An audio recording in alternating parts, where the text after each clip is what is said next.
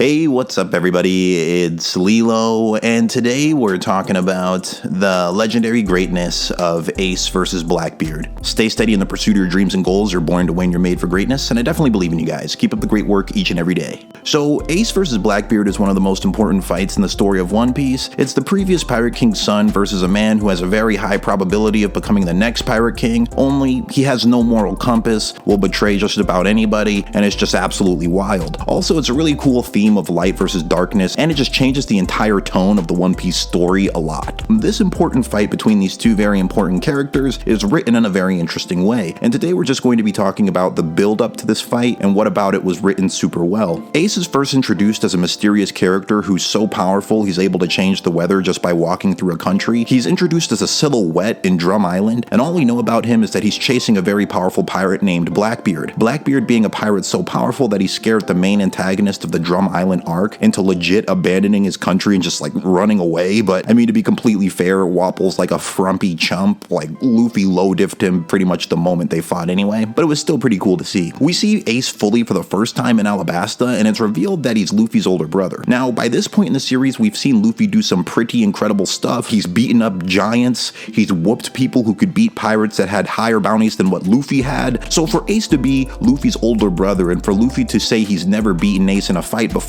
you really start realizing that Ace is just a different caliber of stacked. Ace gets a lot of accolades super fast, and for new readers, it's easy to start believing that Ace might be the strongest character in the series. He has the most powerful devil fruit that we've seen so far, a fire Logia. Haki exists in early One Piece, but it had not been explained yet at this point in the series. So I remember when I was seeing Ace for the first time, I was honestly thinking like, is this guy invincible? Like, are all the Logias invincible? How would you even beat them? Do you just have to hard counter them with their opposite element like Luffy did with Anil? And if you can't do that, do you just like lose? Doing rereads, you realize, yeah, Ace was on a completely different level than the Straw Hats at this point in the series, but he was very far away from being the strongest in the series. Still though, Ace knew Haki. His bounty alone was worth more than Luffy and Luffy's entire crew together, and honestly, he could solo the Straw Hats very easily at this point in the series if he really wanted to. Ace leaves Luffy to go hunt for Blackbeard, and for me personally, I thought Ace was going to fold Blackbeard like a warm towel. We reach Jaya, we're introduced to this simple man who just seems like an ordinary side character, but all of a sudden he drops some true wisdom about dreams while talking to Luffy, Zoro, and Nami. And as a new reader, you might be thinking like, oh well, maybe he's like just a pirate or maybe a captain or something. And at the end of the Jaya arc, it's revealed that this guy is in fact Blackbeard. And honestly, it was done so subtly that it took me a little while to process what I had actually read. I remember I read it, I was like, oh, he's Blackbeard, okay, that's cool. And I just kept reading. A few chapters later, I was like, wait a minute.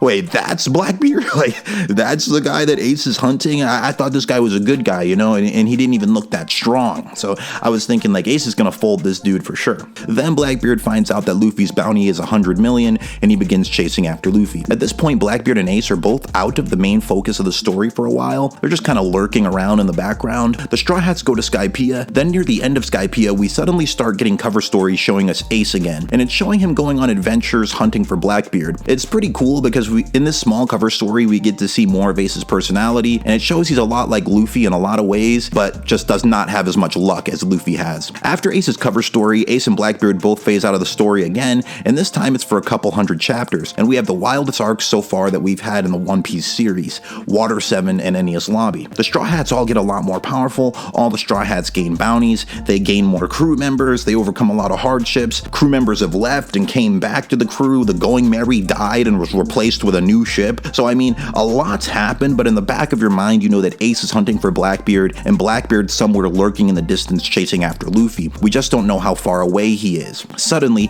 after all this wild stuff happened with the Straw Hats, Ace and Blackbeard are both thrust back into the story at the same time, and it's when they finally meet each other and have their legendary battle. It's amazing writing because Oda's really good at showing us that everyone in One Piece is on their own individual grind, and everyone is progressing even if the story isn't mainly focused on them. I love it because it shows that Ace's searching actually paid off, and in a way, so did Blackbeard's. I love writing like this. A lot of shonen makes the mistake of overdeveloping just a small batch of characters, and then the rest of the characters just fall off and become garbage, but One Piece does a pretty good job of keeping all the characters moving forward on their paths. I mean, the simplest example is just like, look at how Blackbeard, Kobe, Helmepo, Kid, and Law have all made massive progress since they were first introduced, and also nearly all the pirates in the story of One Piece keep steadily getting getting bigger bounties. So it's pretty cool. But yeah, guys, that was everything I wanted to talk about in this video. And I will be talking about the main details of the fight itself in a later video. Let me know what you guys thought about this video. Thank you guys for watching, and I'll see you guys on the next video. Have a great rest of your day.